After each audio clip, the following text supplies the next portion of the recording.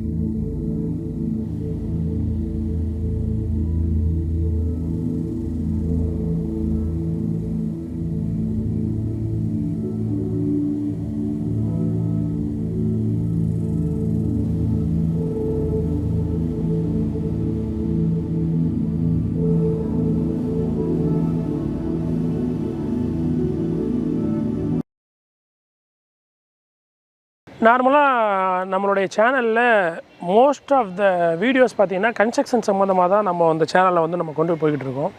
இன்னும் நம்ம போகக்கூடிய இடங்களில் ஒவ்வொரு ஊர்கள்லேயும் பல ஊரில் நம்ம கன்ஸ்ட்ரக்ஷன் பண்ணிகிட்ருக்கோம். அப்படி போகும்போது ஒவ்வொரு ஊர்லேயும் ஒரு வரலாற்று சிறப்புமிக்க ஒரு விஷயங்கள் இருக்கும். ஒவ்வொரு மக்கள்கிட்டையும் ஒரு கலாச்சாரம் இருக்கும். அந்த ஊருக்குன்னு ஒரு பண்பாடு இருக்கும். அவங்களுடைய ஆக்டிவிட்டீஸ் பார்க்கும்போது அழகாக இருக்கும். அங்கேயே ஒரு கூட்டமைப்பாக அங்கேயே ஒரு மக்கள் வந்து அந்த ஒரு பண்பாடோட அவங்க ஊர் கலாச்சாரத்தோடு வாழும்போது ஒவ்வொரு ஊரையும் நம்ம எக்ஸ்ப்ளோர் பண்ணி காமிக்கிறதுக்கு நம்ம ஆசைப்பட்டு ஒரு சில ஊர்களை வந்து இதுக்கு முன்னாடி நம்ம காமிச்சிருக்கோம். அந்த வரிசையில் இன்றைக்கி வந்து நம்ம தொண்டியை பார்க்க போகிறோம். இது வந்து ஒரு வரலாற்று சிறப்புமிக்க ஒரு அமைதியான ஒரு கடற்கரை ஓரத்தில் இருக்கக்கூடிய ஊர் இது.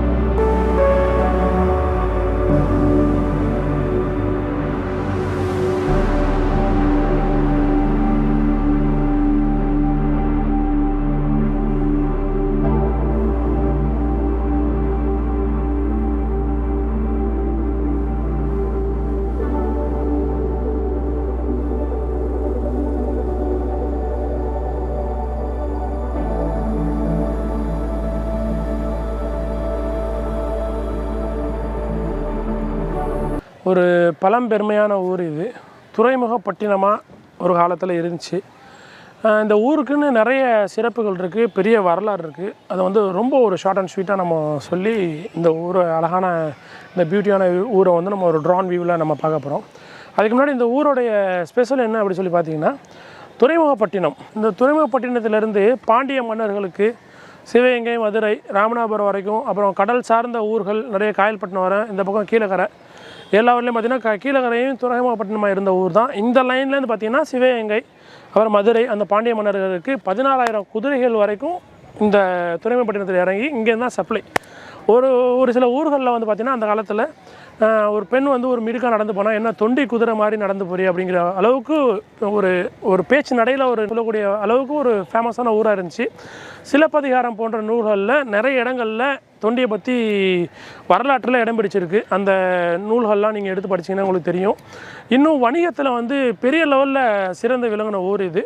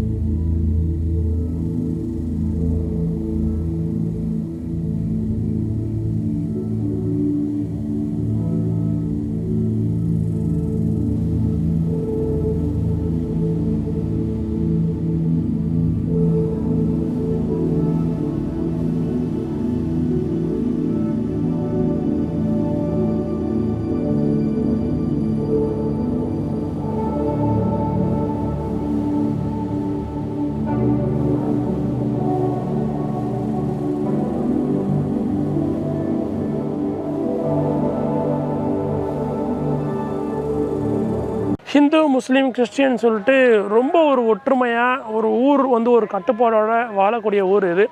இதுக்கு உதாரணமாக நம்ம பார்த்தோம்னா வரிசையாக அந்த பீச் லைன்லேயே பார்த்திங்கன்னா கோயில் இருக்கும், அது பக்கத்தில் மஸ்ஜித் இருக்கும், அது பக்கத்தில் இன்னும் கொஞ்சம் தள்ளி போனீங்கன்னா சர்ச் இருக்கும். அந்தளவுக்கு வந்து ஒற்றுமையாக ஒரு பழம்பெருமையான ஊர் இது, மக்கள் ஒற்றுமையாக வாழக்கூடிய ஊர் இது.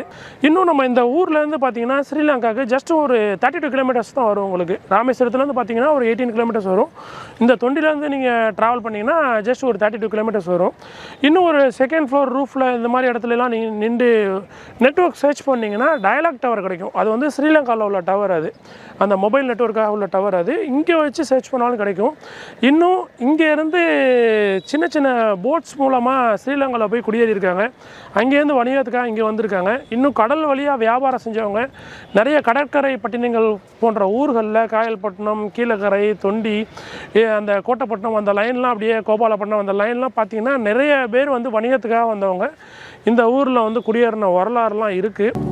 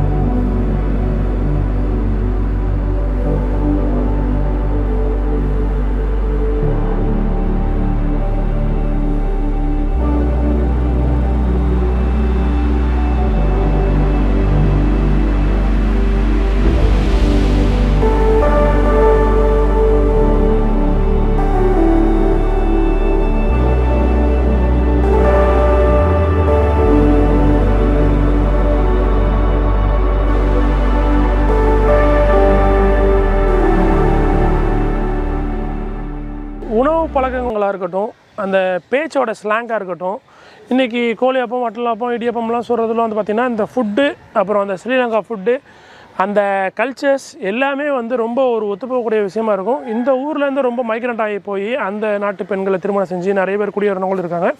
அங்கேருந்து வணிகத்துக்காக வந்து இங்கே குடியேறினவங்களும் இருக்காங்க.